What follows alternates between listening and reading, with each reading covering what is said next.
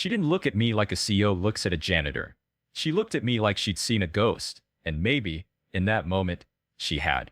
1 minute, I was invisible, just a laborer scrubbing marble floors after dark, and the next, I was standing in a $40 million boardroom interrupting the biggest deal of the decade, telling them not to sign it, and everyone froze.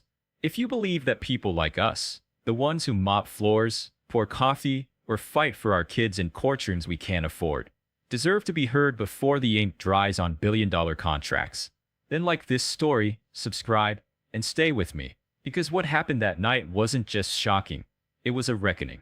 It started, as all impossible stories do, with something small, a dropped voice in an elevator shaft, and a name I hadn't heard in years, my wife's name.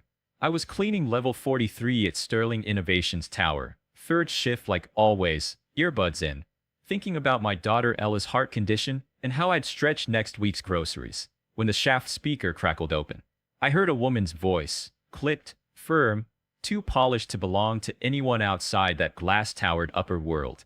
Move the 14D clause under legacy acquisition, she said. My broom stopped mid-sweep. I didn't know much about legalese, but I knew Section 14D because it had shown up on the insurance rejection letter for Ella's surgery. My late wife Sarah had fought tooth and nail to keep that drug on the market at Phoenix Children's Hospital, the drug company that patented it, a Sterling subsidiary. I listened, heart thudding, as they discussed the PR risk of delayed drug access for pediatric cardiac cases, my daughter's case. They knew, and they didn't care. They were about to close a $1.9 billion acquisition that would hand over exclusive production rights to the same company that had already denied coverage to children like Ella. I couldn't breathe. I paced the hallway outside the executive floor for 20 minutes, trying to convince myself to stay out of it, that nobody would believe a janitor who overheard some corporate talk. But then I remembered Sarah's final whisper, barely audible over the ICU monitor. If anything happens to me, don't let them bury what I found. I didn't know what she meant at the time. I do now. I walked into that boardroom like a man possessed. Security started to intercept me until I said one line that stopped the whole room cold. Don't sign that deal. Section 14D is going to kill children, and you know it. The woman at the head of the table stood slowly.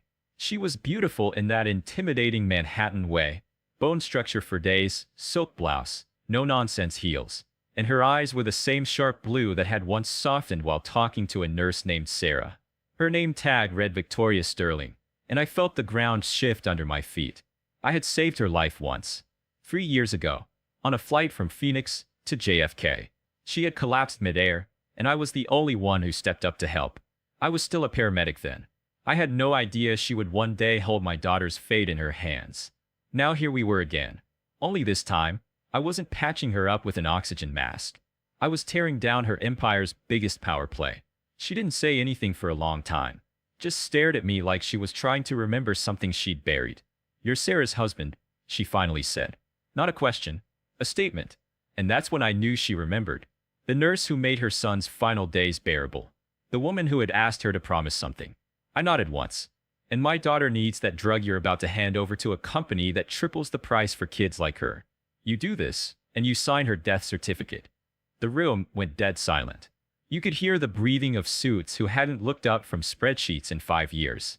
One man actually tried to laugh it off. We're not going to take legal advice from the janitor, he said. Victoria didn't laugh. She sat down slowly, her fingers steepled under her chin, and turned to the man. Then maybe we're in the wrong room. Her eyes hadn't left mine, and in that moment, I knew something I hadn't dared hope since Sarah died. This wasn't over. Not for me. Not for Ella. Not for the hundreds of kids that Claus would have buried under paperwork and profit margins. The CEO hadn't frozen because of what I said. She froze because she remembered who I was, who we were, and what she'd once promised to a dying nurse in a hospital hallway lit by grief. All I did was show up and speak. But sometimes, that's all it takes to change everything. The boardroom emptied faster than a fire drill after I spoke those 12 words. But Victoria Sterling didn't follow them. She stayed, still seated at the head of that obsidian conference table, like she was holding court in an abandoned palace. For a few long seconds, it was just me and her, the janitor with calloused hands and steel-toe boots, and the billionaire CEO, who once trembled on the floor of a Boeing 737 while I kept her from choking on her own breath. She didn't reach for her phone. She didn't call security.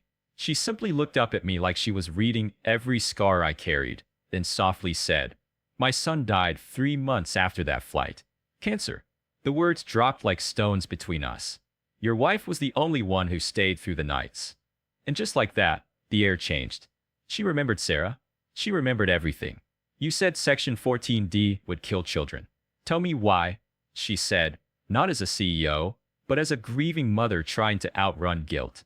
So I told her about the drug, the denial letter, the markup, the warehouse my wife tracked shipments to after hours during her last rounds at Phoenix Children's, about the contractual realignment that reclassified life-saving medication as non-essential under the upcoming merger, and about how her own company's paperwork, hidden deep in the 14D clause, ensured it would all stay legal. I didn't need to be a lawyer to know what I'd seen. I just needed to be a father. "This clause isn't a loophole," I said quietly. "It's a bulletproof vest for people who get rich off sick kids." Her face didn't flinch, but her hand moved. She pulled off her ring, set it on the table. "I'll call for a delay," she said. "You'll meet me tomorrow at 10 a.m. Bring everything you've got." And just like that, I was dismissed, but not like trash. Like a witness. A voice. Someone she now had to account for. I barely slept that night. I sat on our threadbare couch while Ella coughed herself to sleep, the oxygen machine wheezing beside her like an old man out of breath. I kept looking at Sarah's photo on the shelf, wondering how much of this she'd foreseen when she asked me, barely lucid from the pain meds, to watch out for Victoria Sterling. I thought it was a hallucination, a deathbed mix-up, but now I knew better. She wasn't warning me. She was sending me. The next morning, I stepped into Sterling Innovations again, this time, not with a mop, but with a folder. I didn't know half the technical terms Sarah had jotted down on those old charts and discharge reports she'd never thrown away. But Victoria did. She read them in silence, her face hardening with every page. "These weren't even disclosed to legal," she murmured. "The board buried this, used my family name to do it."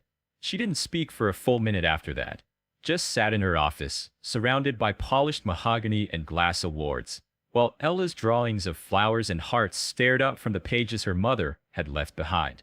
And then she stood, dialed her executive council, ordered the acquisition suspended. Her voice was ice. "Find me everyone involved in that clause. I want them in this room by 4. I didn't understand what that meant until I saw it happen. At 3:58 p.m., 15 people in $1,000 suits sat sweating around that same board table I'd mopped last week. Victoria walked in and dropped Sarah's records right in front of them.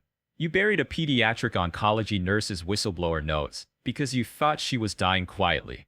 You didn't count on her husband knowing how to make people listen." The room went quiet.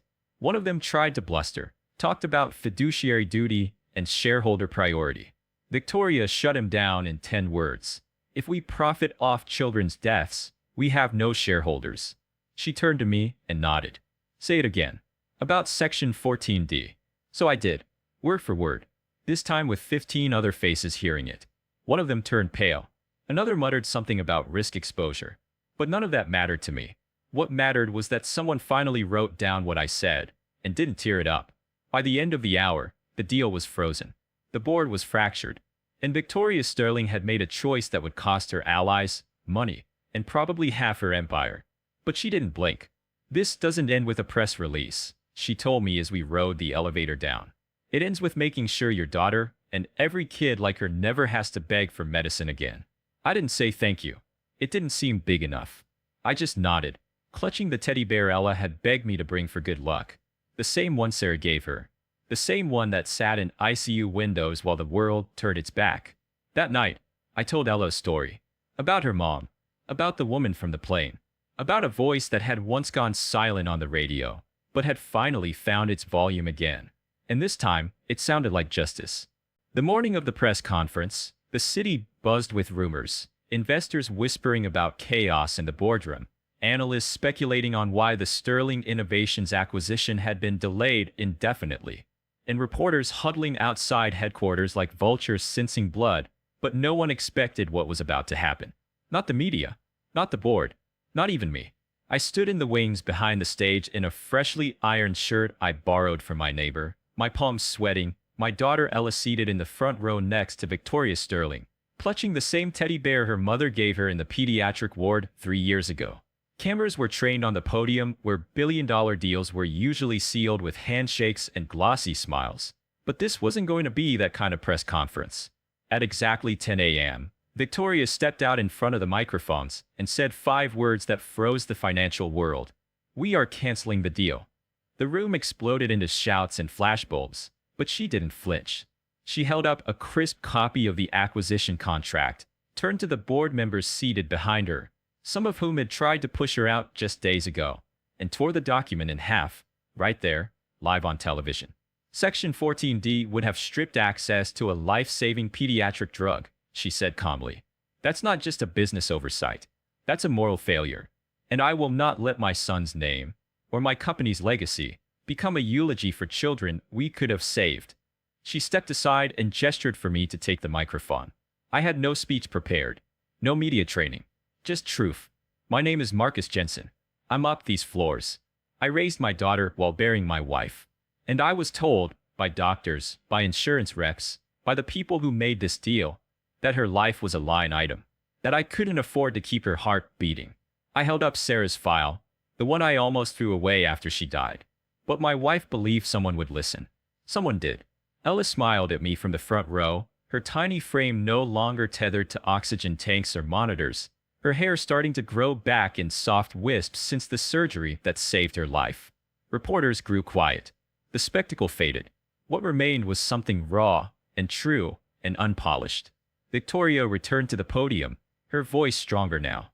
We're launching the Sarah Jensen Initiative, $50 million to fund pediatric heart treatments, prioritize accessibility, and support frontline medical workers and single parents like Marcus.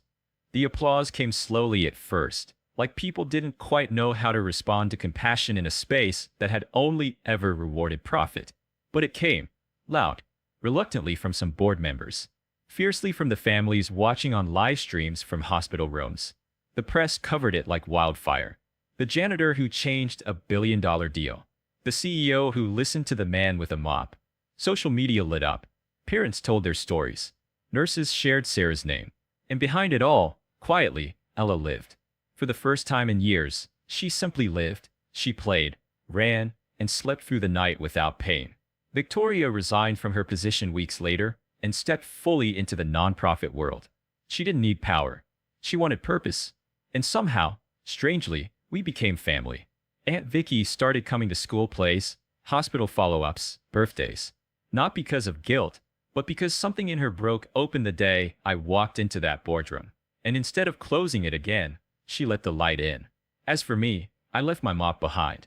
Took a job as family liaison for the foundation. I walk families through the same corridors I once wandered in fear. I tell them their voice matters. I say it loud. I say it like a man who knows it's true. And when I get tired, I think about Sarah, about her whisper in the ICU, the one I never understood until now. Don't let them bury what I found. She wasn't talking about data or charts. She met people. The ones we forget until they speak. The ones who speak, even when the room tells them not to. Sometimes, change doesn't come from a board vote. Sometimes, it begins with a floor buffer, a whistleblower's folder, and a father who loved too hard to stay quiet. That day, the world watched a billionaire blink and saw who she stood beside when the dust cleared. It wasn't her shareholders. It was us.